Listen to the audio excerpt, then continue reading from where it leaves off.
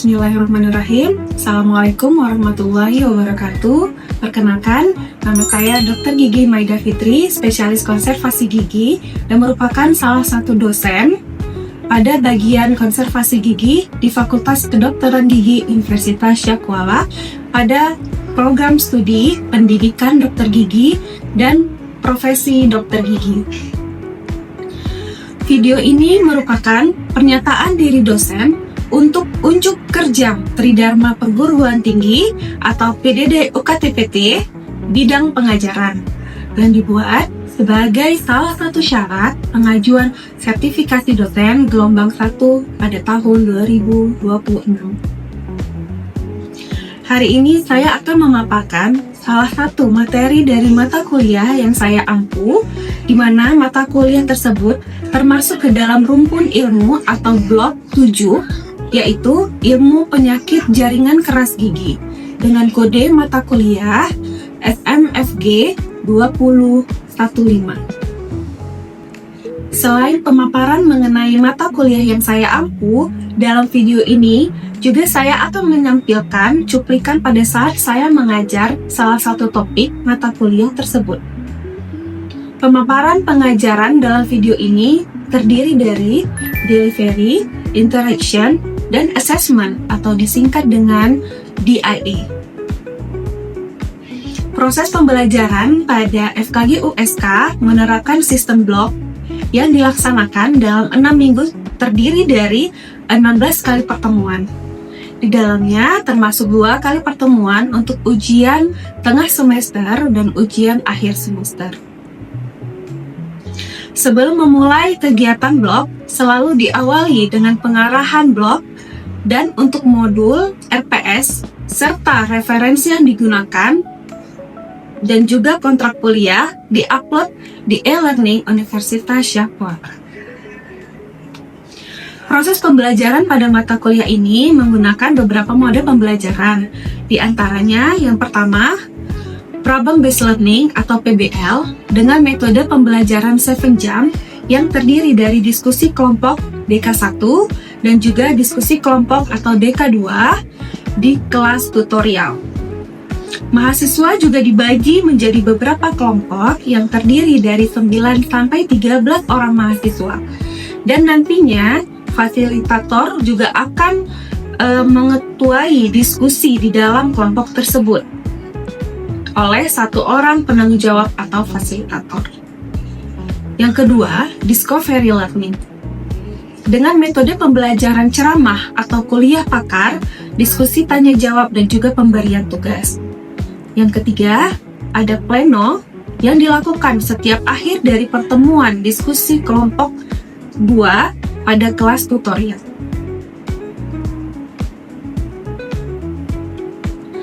Ilmu penyakit jaringan keras gigi merupakan mata kuliah wajib bagi mahasiswa program studi pendidikan dokter gigi yang dilaksanakan pada semester 3. Mata kuliah ini terdiri dari 4 SKS dan menggunakan metode team teaching yang terdiri dari 3 dosen penanggung jawab. Deskripsi dari mata kuliah ini yaitu mempelajari mengenai penyakit atau kelainan jaringan keras gigi, baik pada gigi desidui ataupun gigi permanen, meliputi definisi, klasifikasi, etiologi, patogenesis, dan analisis faktor resiko penyakit atau kelainan jaringan keras gigi. Serta mahasiswa juga mampu bekerja secara asepsis. Sehingga hasil akhir yang diharapkan dari blok, mahasiswa mampu mendiagnosis berdasarkan keluhan subjektif, riwayat medis umum dan dental, gambaran klinis, interpretasi radiografi, gambaran histopatologi, serta menetapkan rencana perawatan pada penyakit atau kelainan jaringan keras gigi dengan menerapkan berbagai upaya perawatan non-invasif dan perawatan invasif. Serta mahasiswa juga harus memahami dan mengidentifikasi pemilihan material kedokteran gigi yang sesuai indikasi untuk penggunaan restorasi direct dan indirect, baik yang sederhana maupun yang kompleks, sesuai prinsip intervensi minimal dan etika pelayanan kesehatan gigi yang komprehensif. Capaian pembelajaran lulusan atau CPL pada mata kuliah ini terdiri dari dua, yaitu CPL 1, mampu melakukan atau mensimulasikan anamnesis, pemeriksaan klinis dan penunjang untuk menegakkan diagnosis, prognosis, dan rencana perawatan baik pada gigi dan mulut yang dicatat dalam rekam medik sesuai standar internasional. CPL kedua, mampu membuat keputusan dan melakukan simulasi perawatan gigi, mulut sesuai dengan metode dan prosedur baku sesuai indikasi dengan menjunjung tinggi moral dan etika profesionalisme. Sedangkan untuk capaian pembelajaran mata kuliah atau CPMK terdiri dari 4 poin. CPMK 76 mampu menganalisis dan mengidentifikasi penyakit jaringan keras gigi atau karies pada gigi sulung dan permanen melalui faktor resiko serta prosedur pencegahan infeksi karies. Yang kedua, CPMK 77 mampu menganalisis dan mengidentifikasi penyakit jaringan keras gigi non-karies serta perluasan email dentin dengan tata laksana perawatan secara komprehensif dan memperhatikan prinsip minimal intervensi. Yang ketiga, CPMK 78 yaitu mahasiswa mampu merencanakan perawatan serta tata laksana perawatan pada gigi sulung melalui upaya penegakan diagnosis secara klinis, histopatologis, dan radiografik, serta menentukan perawatan dengan prinsip minimal intervensi. Yang terakhir, CPMK 78, mahasiswa mampu menganalisis dan mengidentifikasi perluasan karies lebih kompleks, serta kebutuhan tindakan restorasi estetik dengan tata laksana perawatan secara komprehensif dan memperhatikan prinsip minimal intervensi.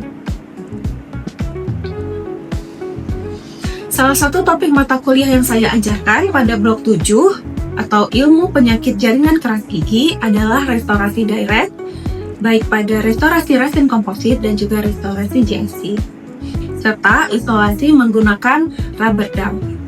Tujuan akhir dari topik pembelajaran atau sub CPMK, mahasiswa diharapkan mampu memahami, mengidentifikasi, serta menjelaskan mengenai aplikasi restorasi direct dengan memperhatikan prinsip minimal intervensi pada restorasi FK dan GIC, serta menggunakan atau memilih isolasi gigi menggunakan rubber dam. Pada cuplikan video ini, saya menggunakan model pembelajaran discovery learning dan demonstrasi alat dengan uraian pemberian materi dan demonstrasi cara penggunaan alat, serta diskusi dan tanya jawab. Kriteria penilaian pada mata kuliah ini, yang pertama, untuk komponen assessment pada mata kuliah terdiri dari penilaian untuk DK1, DK2, pleno, tugas atau kuis dari kuliah pakar, ujian tengah semester, dan ujian akhir semester. Yang kedua, evaluasi tengah blok dilaksanakan pada minggu ketiga dengan menggunakan soal pilihan ganda berbentuk vignette dengan menggunakan e-learning. Dan terakhir, evaluasi akhir semester dilakukan pada minggu ke-6 dengan menggunakan soal bentuk vignette dengan menggunakan e-learning. Berikut saya tampilkan paparan kriteria dan item penilaian serta rencana evaluasi pembelajaran sesuai dengan RPS OBE untuk mata kuliah ilmu penyakit jaringan keras gigi.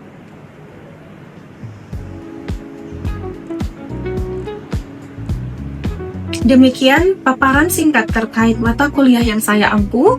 Berikut cuplikan video pembelajaran yang saya lakukan. Terima kasih. Oke, pembelajaran kita hari ini kuliah pakar mengenai restorasi direct.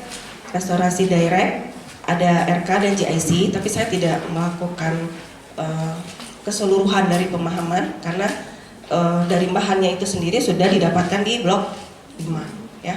Jadi lebih ke klinisnya, karena ini kita blok klinis, jadi kita sudah aplikasi seperti skill set yang kalian lakukan. Jadi arahnya adalah aplikasi, kapan digunakan, kapan seleksi kasus digunakan bahan-bahan tersebut, pemilihannya. Oke.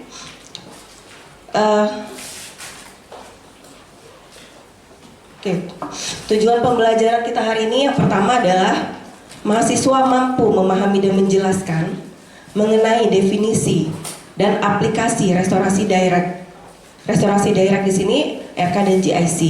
Amalgam tidak lagi saya berikan materinya karena kita juga sudah tidak menggunakan baik di RSGM atau beberapa fasilitas kesehatan lainnya. Kemudian mampu memahami dan menjelaskan mengenai indikasi dan kontraindikasi dari masing-masing bahan. Mampu menjelaskan dan menganalisis. Jadi di sini kan juga diharapkan sudah bisa menganalisis perbedaan dan prosedur serta pemilihan dari bahan tersebut pada masing-masing kasus. Sudah belajar mengenai klasifikasi dari karies, ya. Jadi saya harapkan setelah kalian tahu mengenai bahannya, kalian tahu mengenai penyakitnya, kalian sudah nanti bisa mengaplikasikan pada gigi pantom dulu, nanti naik lanjut lagi kan tingkatnya di gigi pasien. Kemudian yang paling penting adalah menjelaskan dan mengidentifikasi prosedur dan teknik isolasi. Jadi melakukan proses penambalan seperti yang kita ketahui bahannya sensitif terhadap air. Di dalam rongga mulut ada cairan apa saja? Oke, saliva, cairan gingiva, darah dan lain-lain, ya. Termasuk juga pada saat bernapas kan ada uap air juga, ya. Itu sangat mengganggu ikatan antara gigi dan restorasi sehingga dibutuhkan suatu bahan untuk mengisolasi daerah kerja. Jadi nanti mungkin saya akan melakukan demonstrasi untuk kalian lakukan kalau ada waktu pada saat skills lab nanti, insya Allah boleh kita coba satu kali untuk tes, ya, karena kalian nggak ada waktu lagi untuk melakukan penggunaan dari rubber dam. Agak padat soalnya di blok 7 dan di blok 8. Oke? Makanya waktu skills labnya jangan terlalu lalai, jadi cepat gitu ya, belajar. Jadi pada saat responsi cepat, pada saat pengerjaan cepat gitu ya. Kalau misalnya masalah instruktur atau ACC sebenarnya nggak terlalu lama. Kalau misalnya waktu kalian ACC itu pengetahuan yang ditanyakan sama kerjaan kalian sudah oke, ya nggak? Pasti lanjut gitu ya. Jadi kalau misalnya cepat selesai SL-nya, ada waktu kita akan coba di skills lab.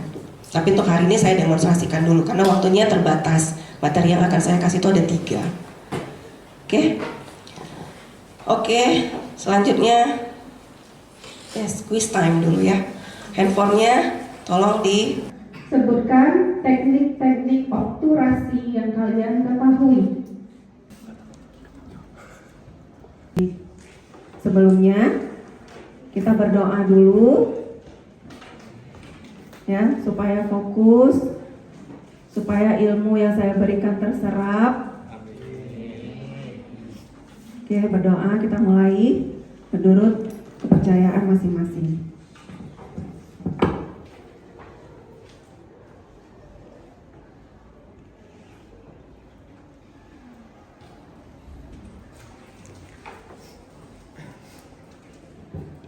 Oke, sebelum kita masuk ke dalam materi mengenai restorasi, hal yang paling penting yang harus dilakukan adalah preparasi gigi.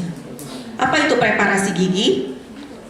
Preparasi gigi adalah mengubah suatu gigi, bentuk gigi ya, secara mekanis dengan cara menghilangkan defeknya, menghilangkan penyakit yang ada di gigi tersebut atau ada kelainan yang lain. Sehingga kita bisa melakukan suatu penumpatan atau peletakan dari suatu bahan untuk mendapatkan fungsi dari gigi itu sendiri dan mendapatkan estetik yang baik lagi. Karena kan kalau gigi sudah ada defek, ada anomali atau kelainan dan juga ada penyakit, pasti struktur gigi itu pasti ada yang berubah. Ya, sehingga dibutuhkan pembuangan dulu, eliminasi dulu secara mekanis sehingga kita bisa mengembalikan kembali untuk GIC. Oke, yang kompleks. Nah, ini dia. Kalau kompleks ini udah terlalu luas. Kalau di size itu antara size 3, size 4. Sehingga masih bisa pakai yang direct? Ya, nggak bisa lagi. Karena sudah keterlibatan dari 3 permukaan gigi. Ya, sehingga dibutuhkan restorasi yang lebih kuat. Terjawab? Tutorial berapa kemarin? Tentang kompleks. Ya, jadi dihubungkan dengan jenis restorasinya. Kalau dia sudah kompleks, dia harus pakai yang indirect. Tapi lihat lagi giginya bagian mana. Kalau giginya masih anterior, ya contoh kelas 4. Kelas 4 pilihan. Bisa pakai direct yang RK. Warnanya dapat juga. Warna RK kan banyak, ya. Polikromatik kita nambahnya. Oke, estetisnya balik. Tapi ada kutipan. Hati-hati ya Bu, Pak, dipakai pada saat menggigit. Jangan nanti gigit plastik, siap ditambal menggigit plastik, tarik lagi, udah pecah, ya. Oke, ada soal tentang lur tadi? Oke, Ona jawabannya. Dia kurang keras daripada yang diamond. Karena diamond kan dia lebih mudah hancur, jadi dia pakai yang metal. Gitu. Oke, dilihat dari ulirnya. Kalau yang di sana, kira-kira hasil dari preparasinya seperti apa? Ya, halus, karena dia kan kayak ngamplas, ya nggak? Butirannya diamond itu kan kecil-kecil, jadi begitu dipreparasi hasilnya tuh halus. Butiran dari debrisnya tuh sangat kecil, ya. Kalau yang sebelah sini, dia lebih besar, karena apa? Dia prosesnya memotong, karena ulirnya dia panjang kan satu alurnya. Jadi waktu dia putar itu kayak motong, ya. Dia tidak mengasah, ya, dia memotong. Oke, itu dulu yang dipahami ya. Bukan pengeringan yang terlalu banyak, ya.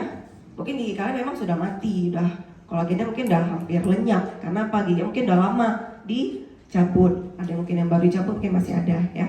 Tapi itu menjadi suatu pertimbangan juga, tidak boleh melakukan pengeringan terlalu banyak.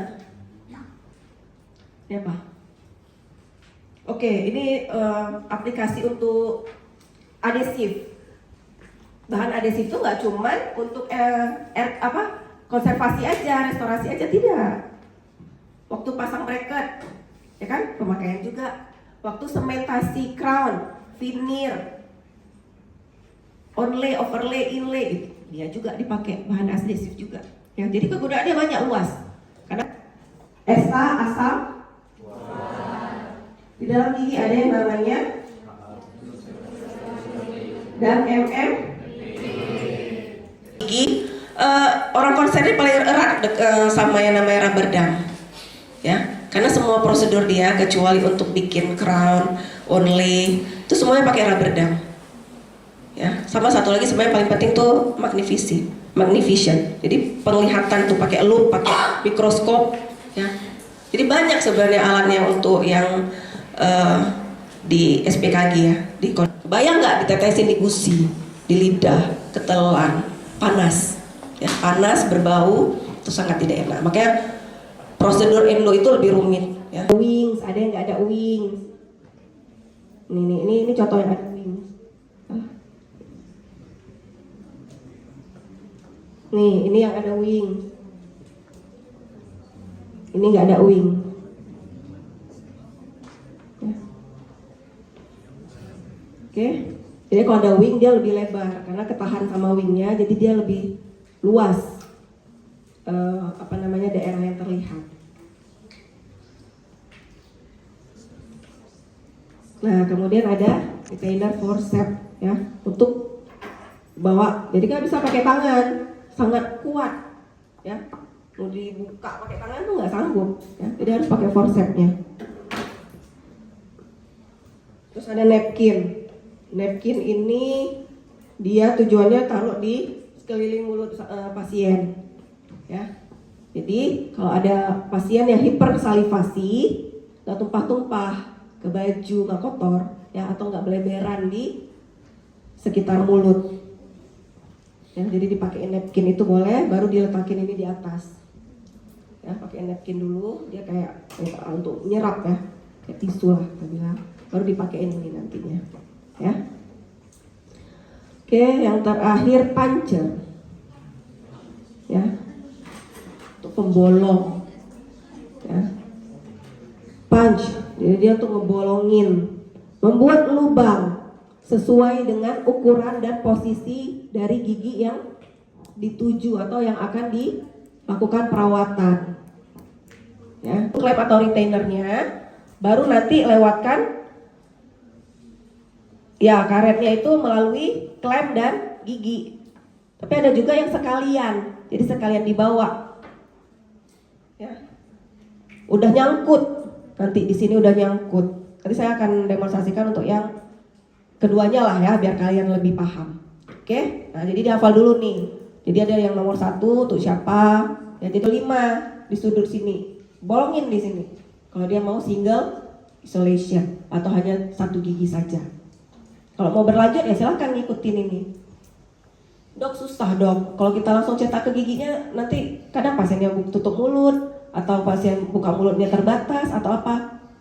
Boleh pakai cetakannya.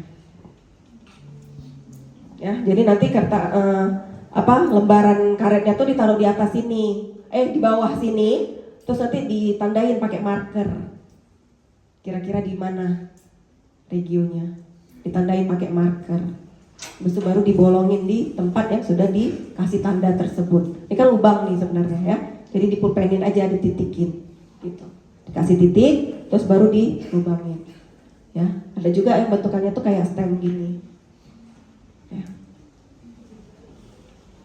Nah ini ilustrasi kira-kira nanti gimana waktu dipasang. Oke. Ini bukan demo yang di DPR kemarin ya.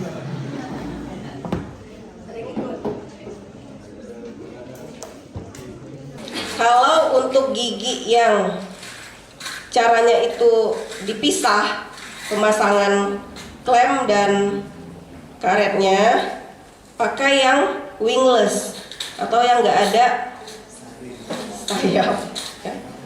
Supaya apa? Supaya gampang waktu nanti dimasukkan.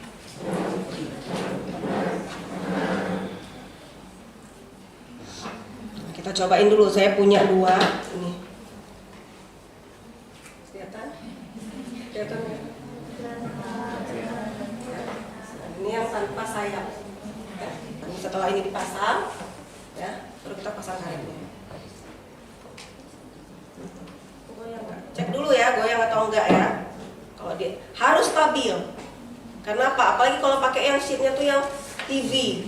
Begitu dipasang, melenting dia, lepas. Kenapa? Karetnya terlalu kuat, ya. Karena karetnya terlalu kuat, jadi dia mendorong.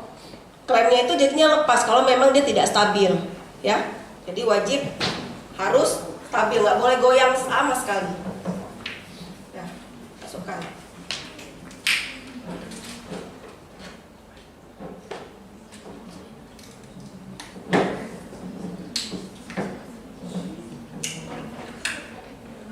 Jangan lupa pakai alat bantu. Apa alat bantunya?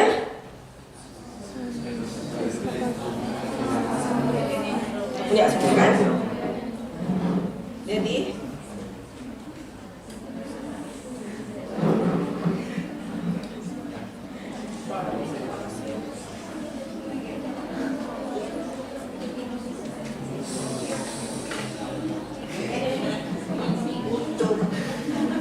kalau pasiennya tutup mulut tuh kurang lebih tuh kayak gini. Wah, giginya patah. Patah. Tuh, ya. Jadi kalau pasiennya tutup mulut, bukan tutup mulut sih, di pasien itu ya dari sampai sini biasanya tuh sampai batas hidung. Ada juga waktu kita preparasi, saya preparasi gigi atas, ya. Saya pernah preparasi gigi atas, airnya tuh sampai bisa masuk ke dalam hidung, jadi saya tutup.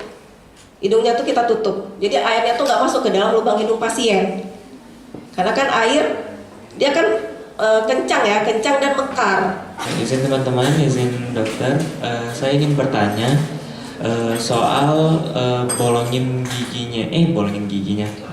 rubber damnya itu, tapi dia seberangan gitu dokter. Apakah boleh misalnya saya ingin bor side 1, misalnya saya ingin preparasi side 1 di gigi M1 regio 4 misalnya. Tapi saya di rubber damnya saya juga bolongin untuk M1 di regio 3 gitu. Ya paham, seberangan regio ya. Ya. Tapi dalam satu sisi rahang. Ya. Itu memungkinkan, tapi lihat dulu posisinya sejauh mana. Ya, karena nggak nyamannya itu nanti pasien lidahnya nggak bisa gerak. Ya, jadi keterbatasan kejepit jadi lidahnya. Tuliskan prinsip preparasi akses. Yang kedua, sebutkan jenis-jenis preparasi saluran akar yang kalian ketahui.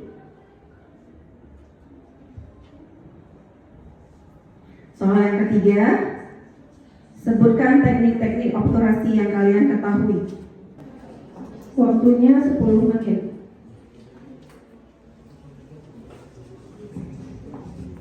Nah, mulai kerjakan, nggak boleh ribut. Jangan lihat kiri kanan. Sekian materi saya hari ini, saya harapkan bisa diserap dengan baik, bermanfaat sampai nanti kalian menjadi dokter gigi. Jadi tetap semangat belajar, ya. Keterbatasan pasti ada, tapi jangan malas, ya. Jangan jadi alasan kalau misalnya ini nggak sanggup atau apa gitu karena nggak ada ini, jangan, ya. Insya Allah kalau misalnya kalian yakin, kan saya yakin kalian pasti pada pinter-pinter, kok nggak mungkin dong lolos di AKG, ya. Karena secara ininya kan, secara persaingan FK-FKG itu kan berada pada peringkat ke atas, ya. Jadi sudah pasti kalian itu lebih pintar daripada yang mungkin tidak lolos. Jadi gunakan waktu kalian di dalam sini dengan belajar sebaik mungkin. Skillnya dilatih, karena skill itu dia harus pakai latihan.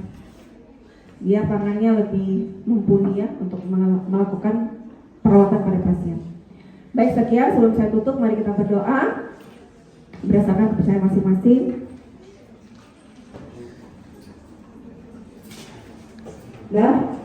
Kalau ada yang saya tutup. Assalamualaikum warahmatullahi wabarakatuh.